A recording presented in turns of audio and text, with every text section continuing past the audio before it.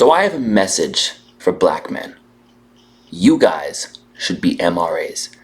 You guys should be part of the men's rights movement. Hello, it's Blue Orange 22. So I just kind of want to say this with everything going on. And first of all, rest in peace, George Floyd. But I kind of have a message for black men in America. You guys should be a part of the men's rights movement. And there's not a lot of black men in the men's rights movement, and that's really kind of a shame, and that should change. Because all of the men's issues that MRAs talk about, they affect you too. And in fact, black men are affected even worse. Now, you may have heard that the men's rights movement is like a white supremacist movement, or like a racist movement, or like neo-Nazi, or like Trump. That's 100% wrong. Like, that's completely not true whatsoever. And I've done videos on this before, actually, talking about how the men's rights movement is for men of all races. Now, just sort of with everything in the news, I am kind of addressing this more specifically towards black men. But in reality, these issues apply to men of pretty much all races all around the world. So let's look at some examples. Let's take domestic violence. How many black men do you know have been victims of domestic violence in their relationship? Like, where they're the ones getting hurt. So like their wives or their girlfriends, kind of get physical with them, or kind of like hurt them. But if they call the police, they're the ones who get in trouble because they're the man. Or they don't call the police because they're embarrassed, or they're ashamed, or they know that no one's going to believe them. And I'm not saying that black women are more violent. This is actually, in general, something that happens to men kind of a lot, black men included. Now, you might have heard the idea of male privilege, where men are economically advantaged in society. But two things that I've made videos before on this channel, and two things that MRAs talk about a lot, are the education gap and the unemployment gap. And this is where men and boys are actually really falling behind today in society. And this is affecting men and boys of all races. Looking at the education gap, this is where boys are significantly behind girls in school and are less likely to graduate high school and less likely to go to college. This follows into the unemployment gap, where men are significantly more likely to be unemployed and less likely to find a job.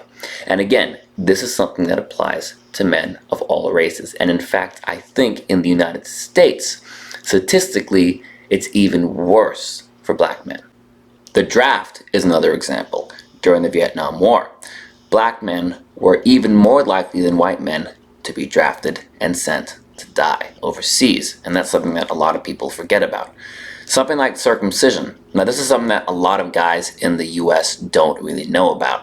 And I made videos about it before, but most guys have no idea just how much damage that is done. But if they actually knew what happened and what was getting cut off, they might be actually a little bit ticked off about it, because it's a lot worse than you might realize, which again is something that happens to black boys as well. If you can hear the helicopters and the sirens outside, LA is getting kind of crazy right now, so that's kind of what all that was, if you could hear it.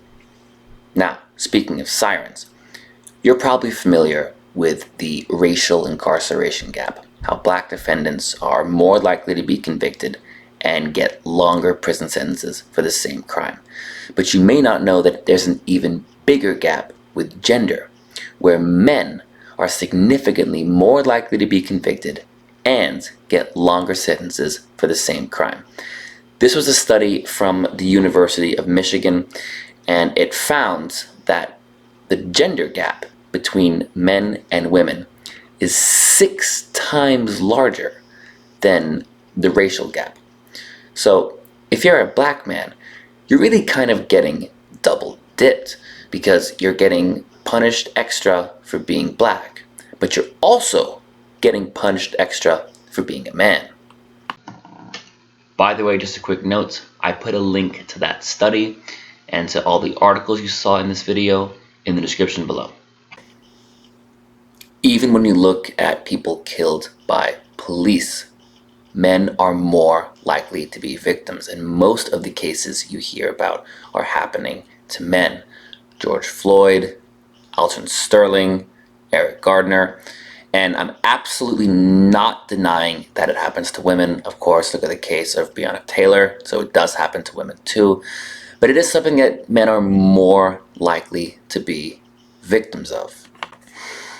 But anyway, obviously it's a lot more complex and something I can cover in a quick video. But I would invite you to go back and watch some of my older videos, and I guess our message to black men as MRAs is that we want you, and you're a part of this, and these issues affect you too, and the things that we talk about affect you too. So I would invite you guys to kind of look at some of the things that MRAs are saying, look at some of the issues that we're talking about, and look at how these are issues that affect you and the people around you and your family and your friends and your father and your brother and your sons and your uncles and kind of everybody. Something else you might hear is that the men's rights movement is anti-women and misogynistic, and that's also 100% completely not true.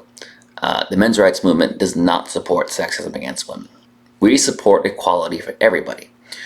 All we're saying is that when you talk about sexism and equality and gender equality, there is a male side to that as well. And things like male privilege just really aren't that simple. And if you look at the issues that we talk about, there are issues that affect men and boys that we want to talk about. And that's really kind of all we're about.